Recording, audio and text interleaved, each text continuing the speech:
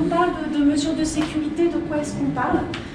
On parle de la sécurité des locaux, notamment, des locaux où les données vont être accessibles. On parle d'installer des équipements dans des zones qui tiennent compte aussi des risques environnementaux, typiquement d'avoir des lieux surélevés, peut-être, ou alors ne pas placer, comme on a entendu parler tout à l'heure, de ces systèmes de sécurité dans des zones qui sont inondables. Je crois que sur Paris, vous avez quelques zones stratégiques au niveau IT qui sont placées sous le niveau de la Seine, par exemple. Est-ce que c'est intéressant? Je ne sais pas, peut-être pas forcément. Pas très... Enfin, toujours est-il que ces éléments-là sont pris en considération. S'interroger aussi peut-être sur les zones inondables sur lesquelles on est susceptible de pouvoir stocker, héberger, ou en tout cas la localisation de nos prestataires peut aussi être une bonne piste pour les mesures physiques. Tout à l'heure, on parlait aussi de ces problématiques de sécurité qui sont susceptibles d'avoir des impacts sur les droits et libertés des personnes lorsqu'on souhaite assurer la sécurité de la zone, notamment l'accès à la zone où se trouvent les équipements ou les données. On va avoir tendance à mettre en place des systèmes de badge, peut-être, pour pouvoir contrôler les accès. On va peut-être avoir tendance de mettre en place des systèmes de vidéosurveillance ou de vidéoprotection. Là, pour le coup, on va mettre en place des systèmes qui vont quelque part aussi enregistrer de la donnée sur les personnes concernées, qu'il va falloir aussi implémenter, intégrer dans son registre et essayer de s'assurer que ces systèmes ne sont pas en violation avec les droits et libertés des personnes. Typiquement, l'école 42, qui n'est pas très loin en tout cas, qui est sur Paris, a eu une mise en demeure de la CNIL il n'y a pas très longtemps, parce qu'elle avait un système de vidéosurveillance qui était beaucoup trop intrusif pour les personnes concernées. En fait, il était partout. Il était dans la zone d'accueil, il était dans la zone de tout ça, c'est une école en info. Donc ils en avaient à l'accueil, ils en avaient dans les salles de travail des étudiants, ils en avaient fait dans la cafétéria, en fait ils en avaient partout. Et on n'est pas censé filmer en permanence ces individus. Voilà. Et sur le processus, on est aussi censé supprimer les informations au bout de 30 jours. Voilà. Et puis la fameuse liste des personnes habilitées à avoir accès, autre traitement de données à caractère personnel qu'on va retrouver dans notre registre des activités de traitement, comme ça la boucle est bouclée. Où effectivement la possibilité de savoir qui a accès à quoi, quand, comment, doit normalement aussi pouvoir être listé assez rapidement et sur demande. Dès lors où on a une donnée à caractère personnel et qu'on fait quelque chose avec cette information, cette donnée et ce qu'on fait avec doit être dans cette fameuse liste d'identification. Des mesures logiques, on en a aussi quelques exemples sur le principe. Ce sont des fameux, alors ça effectivement ça va vous parler sans aucune difficulté, les mesures qu'on peut trouver.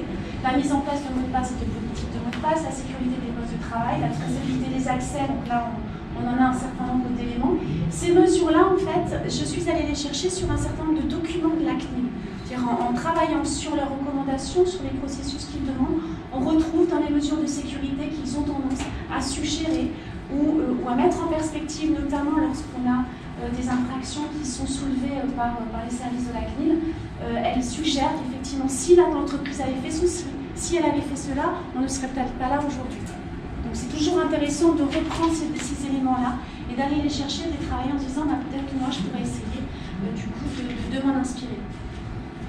Autre élément que l'on retrouve en matière de sécurité sur le RGPD, donc on a dit des mesures logiques, des mesures physiques et puis des mesures organisationnelles, et c'est là tout à l'heure je vous parlais du système ISO, où on est sur de l'organisation physique mais aussi sur de l'organisation en termes de procédures.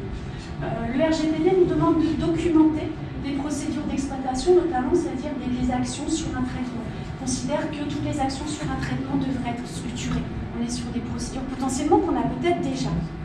Quand on fait des audits sur ce sujet-là, en termes de diagnostic notamment, et qu'on regarde la liste des procédures que les entreprises ont déjà, on se rend compte que finalement, on peut peut-être juste rajouter un paragraphe protection des données et la procédure que l'on avait est en conformité avec la réglementation sur la protection des données. Typiquement, je vous parlais de mon laboratoire d'analyse médicale tout à l'heure. Ils ont depuis toujours une procédure sur le droit d'accès du patient à son dossier. Pourquoi? Parce que de toute façon, au regard de la réglementation, notamment du Code de la santé publique, le patient a le droit d'avoir accès à ces informations. Donc ils se sont structurés en disant, voilà, dans quel cas, est-ce qu'il peut avoir accès, etc. Lorsqu'on est dans le droit d'accès, vu du RGPD, eh bien, on se relie finalement ces procédures qui existaient déjà, en se disant, en matière de protection des données, ça veut dire quoi? Et finalement, je rajoute une couche réglementation sur la protection des données dans cette procédure qui existe déjà dans mon système. Même chose typiquement pour les procédures droit d'accès, on a peut-être des politiques de mots de passe déjà dans l'entreprise qui existent, on ne l'a pas fait pour le RGPD au départ. mais finalement, on peut très rapidement l'intégrer comme une procédure du système du RGPD. Dans les mesures d'organisation, donc on a toute cette documentation. On peut avoir effectivement tout ce qui est politique de contrôle d'accès, donc ça je vous en ai un petit peu parlé, qui doit intégrer aussi les problématiques liées au RH, c'est-à-dire le nouvel entrant, la mobilité interne et la mobilité externe, la personne qui va s'en aller, qui va revenir, on a les prestataires, mais on a potentiellement pas que non plus, sans oublier les stagiaires. On a un peu tendance à les mettre de côté, les stagiaires, et bien souvent on leur ouvre des accès, et puis parfois on va oublier de les leur enlever, on va oublier qu'ils étaient là à un moment T, c'est parfois par que passe aussi le désastre qui peut être évité. On a la demande d'accès effectivement en cas d'absence des personnes, les demandes d'accès des autorités, on en a un petit peu, on l'a un peu touché du doigt avec les autres tout à l'heure, parce que oui, les autorités sont aussi susceptibles d'être un jour de vous demander des informations sur les différents éléments. Même chose au niveau des mesures organisationnelles, mais ça, ce sont des éléments que vous avez peut-être déjà, les fameuses PSSI. Elles sont là, ce sont des outils qu'il faut utiliser dans le domaine de la protection des données. Même chose pour les chartes informatiques et les chartes administrateurs, puisque ce sont elles qui vont encadrer finalement les droits, les obligations et l'information des personnes sur lesquelles les données vont être traitées. Donc des outils qui existent déjà, qu'on intègre dans le processus de fonctionnement dans la démarche protection des données. La sécurité, c'est également tout ce qui est la procédure de gestion des incidents. On en a parlé ce matin au niveau de la table ronde.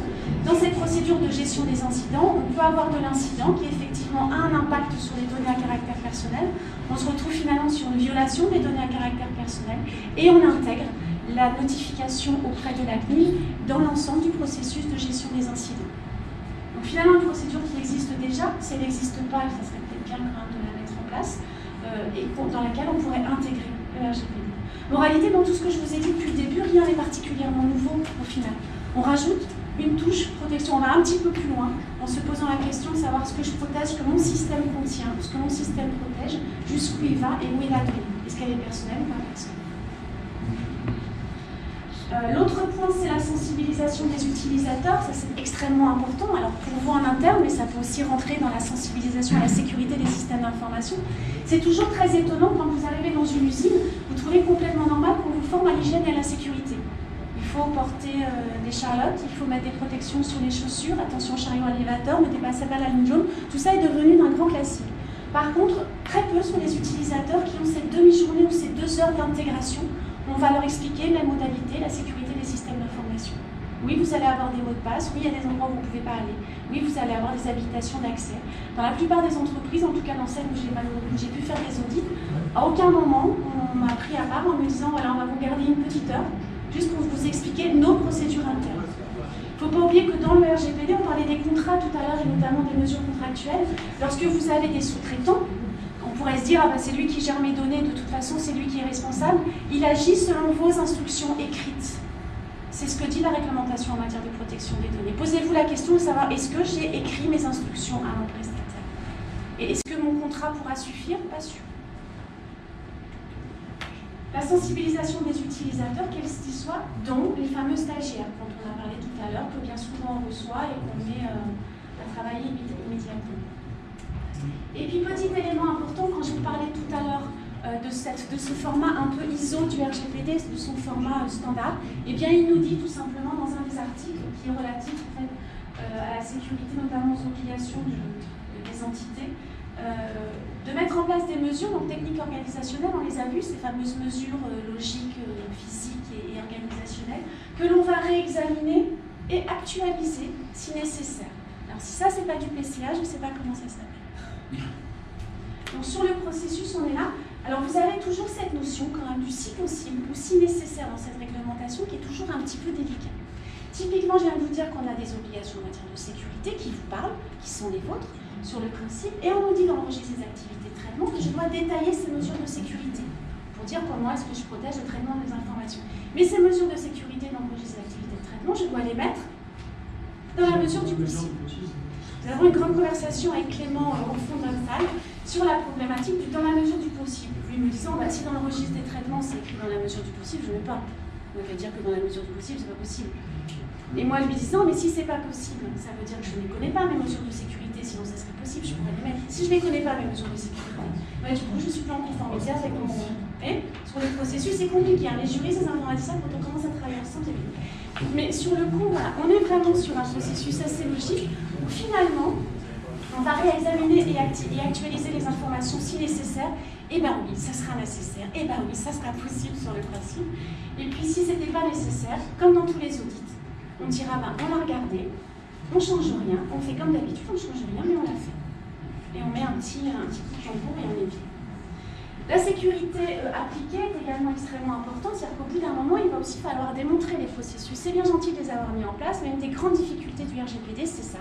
C'est que les responsables de traitement, c'est ceux qui reçoivent les informations, finalement doivent être en mesure de pouvoir démontrer qu'ils respectent la réglementation en matière de protection des données. Et ça, c'est un peu la nouveauté du genre, notamment en droit français, on n'est pas complètement habitué avec ces dispositions, d'autant plus que si on n'arrive pas à démontrer, on peut être sanctionné. Au niveau de la réglementation, par contre, sur ces aspects-là purement sécurité, on a le guide de sécurité des données personnelles de la CNIL qui est très intéressant, puisqu'il remonte un certain nombre de dispositions que la CNIL s'attend à trouver finalement, un certain nombre de points que vous connaissez bien, environ 140 points qui peuvent être évalués sous 17 domaines. Et ces 17 domaines, eh bien finalement on les a là. Ce qui potentiellement pourrait dire pour la CNIL, la sécurité des données, eh bien ce sont ces éléments-là. C'est-à-dire sensibiliser les utilisateurs, on en a parlé, authentifier les utilisateurs, gérer les habilitations, jusqu'à l'utilisation des fonctions de cryptographie potentielles si nécessaire. Petit parallèle sur la sécurité intégrée, donc ça c'est juste vraiment le slide qui permet de mettre en évidence là, des actions organisationnelles spécifiques peut-être demandées par le RGPD et ces éléments en sécurité que vous connaissez vous déjà. La désignation d'un DPO, là, ça aurait pu faire partie des prérequis, tout ce dont on ne parle pas, dont on n'a pas parlé au début, forcément qu'on avait listé. Et en parallèle, DPO qui va devoir travailler avec un RSSI. La différence, c'est que le DPO, quand on regarde bien, il ne fait pas grand-chose. Il informe, il conseille, il vérifie, et il va dire à la direction si c'est bien ou si c'est pas bien. Ça, c'est officieux. C'est comme ça que c'est écrit dans le texte. Après, voilà, le DPO lui dit, alors ça c'est la base. Voilà. Par contre, on va faire une liste de courses maintenant grande comme ça, où finalement, effectivement, il va falloir que tu informes, mais tu vas faire les systèmes d'information. Et puis finalement, effectivement, tu vas vérifier, mais avant de vérifier, bah, tu vas faire. Donc, tu vas te retrouver à faire le registre d'activité, de traitement, le registre des clients, parce qu'en fait, il faut aussi savoir sur qui on collecte de la donnée, en tout cas, pour quel client on collecte de la donnée. C'est aussi toi qui vas vérifier les contrats dans la bataille. Donc, le DPO qui pensait avoir un job de chef d'orchestre se retrouve à devoir en même temps jouer de tous les instruments, parce qu'il n'aura pas les équipes forcément pour le faire. On a les différents documents qui sont obligatoires, donc la fameuse documentation que l'on voit souvent dans les systèmes d'information, on les retrouve de l'autre côté, et on va pouvoir finalement s'appuyer dessus pour les réutiliser dans le système, dans la démonstration du respect du RGPD. Donc finalement, on a beaucoup de choses que vous savez déjà, que vous connaissez déjà. Donc il faut soit y rajouter le mot système d'information et peut-être protection des données à caractère personnel. Et finalement, vous avez un tout qui est cohérent. Et puis, je vais être dans les temps et ça sera un grand jour si j'arrive à pas dépasser. Je ne peux pas ne pas vous parler de ce jour important qui a été le 21 mars 1974 dans la vie des gens qui un jour ont rencontré la protection des données sur leur chemin. Donc ça a été mon cas il y a 16 ans en arrière. Parce que oui, il y a des gens qui travaillent ce sujet depuis longtemps. Et en fait, l'affaire Safari a fait parler d'elle, a fait parler de la protection des données il y a 45 ans. Donc ça, c'est pas rien, puisqu'en fait, le Monde à l'époque a titré Safari ou la chasse aux Français. Et pour vous donner un petit extrait de ce dont on parlait, est-ce que vous avez entendu parler de cette histoire un petit peu? Et bien finalement, c'était assez sympathique, puisqu'en fait, Safari veut dire système automatisé pour les fichiers administratifs et le répertoire des individus. L'idée à l'époque était assez géniale. On avait des cartes perfectes, hein, on n'était pas non plus dans les grands systèmes d'information internationales, et de pouvoir utiliser un système qui s'appelait IRIS en se disant ce qui serait quand même pas mal, c'est qu'on a les données de l'INSEE, avec des informations intéressantes, les données de la caisse de retraite, et le ministère de l'Intérieur a dit ah oui, mais il manque plus chez les cartes d'identité. Donc on pourrait de ce point de vue-là avoir un fichier des Français, et on pourrait les regrouper sous un identifiant unique, qui serait le numéro de sécurité sociale. Et là, forcément, un journaliste passant par là s'est dit, mais c'est quoi cette histoire? C'est secret, personne n'est au courant de rien. Ils veulent utiliser le numéro de sécurité sociale. Vous vous souvenez de l'histoire du numéro de sécurité sociale en France? C'est un numéro où on sait que c'est extrêmement fragile. Il n'y a que les gens des RAS d'ailleurs qui ont le droit de traiter ce numéro, pas les autres. Et on ne s'est jamais posé la question de dire mais pourquoi qui c'est là ce numéro finalement? Le 1, c'est les hommes, le 2, c'est les femmes, on sait quand est-ce que je suis née, où globalement, mais j'ai le département, j'ai l'adresse, pas très très intéressant. Et historiquement, c'est juste un drame ce numéro. Parce qu'en fait, c'est un numéro qu'au départ qui s'appelle numéro cabinet. C'est un ingénieur qu'on appelle aujourd'hui l'INSEE, qui finalement a réfléchi à comment arriver à faire du recensement de la population pour préparer l'appel à la population en 1940. Donc il a effectivement créé un numéro avec l'ensemble de ces éléments, mais au départ on avait 1, 2, 3, 4, 5, 6, 7, 8, etc.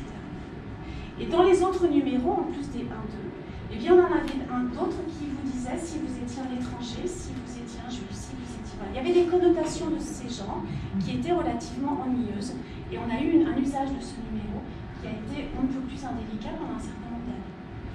La guerre finissant, on a donc décidé de supprimer ce fameux numéro, non, on l'a conservé. On lui a donné d'autres connotations. Donc nous, on connaît le 1 et le 2. Sachez que d'autres chiffres sont toujours utilisés pour les étrangers qui sont en cours d'immatriculation en France, notamment le 7 et le 8. Donc voilà, ce fameux numéro qui a été utilisé pendant la guerre, on est en 1974, on est en pleine guerre froide, on n'est pas très très bien, et puis cet historique de la Seconde Guerre mondiale est toujours présent, est utilisé, et là, scandale en France, sur le processus, il ne va pas être possible de pouvoir identifier les individus avec un seul et même numéro. Bref, pour vous la faire courte, Safari s'arrête, on arrête le projet.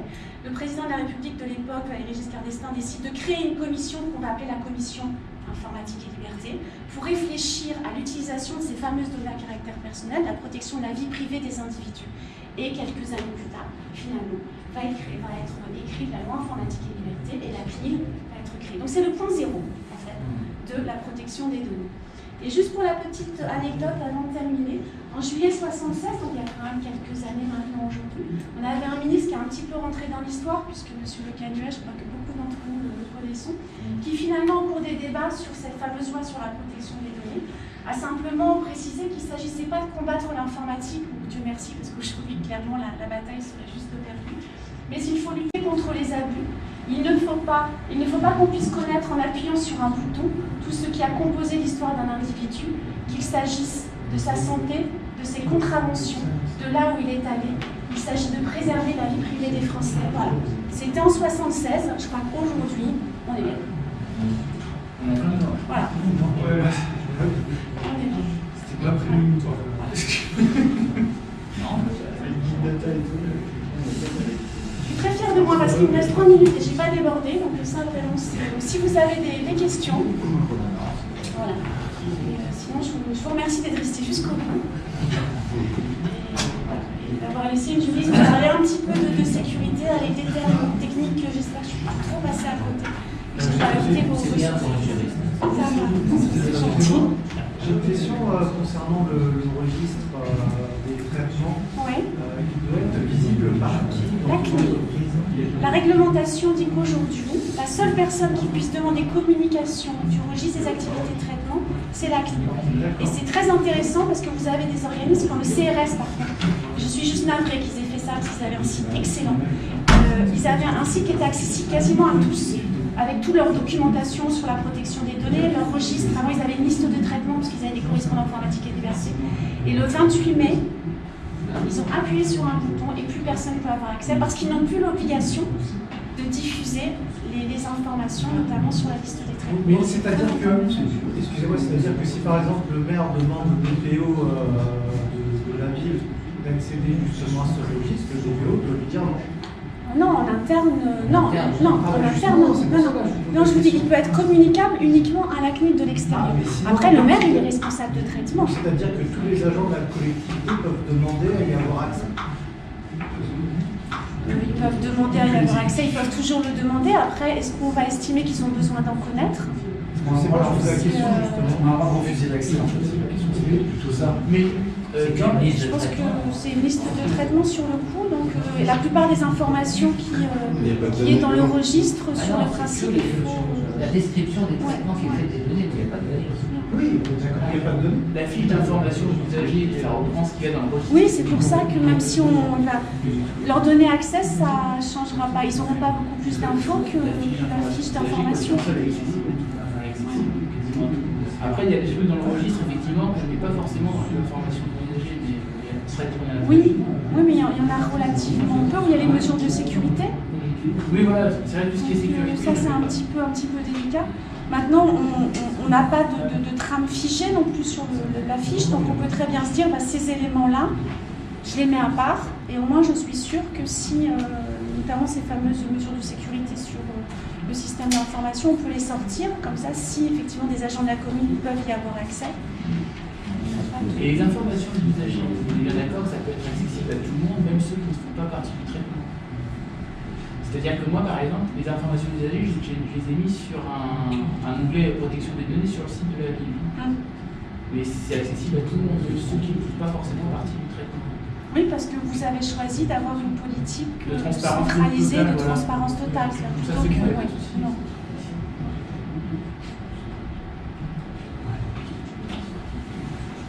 Ça évite en fait qu'ils ont une information directe sans forcément les informer. C'est un moyen de communication en fait. On ne vous demande pas d'avoir une seule information unique, on vous demande d'informer les personnes d'un certain nombre de mentions au moment de la collecte, notamment quand on est sur une collecte directe, pas quand on est sur une collecte indirecte.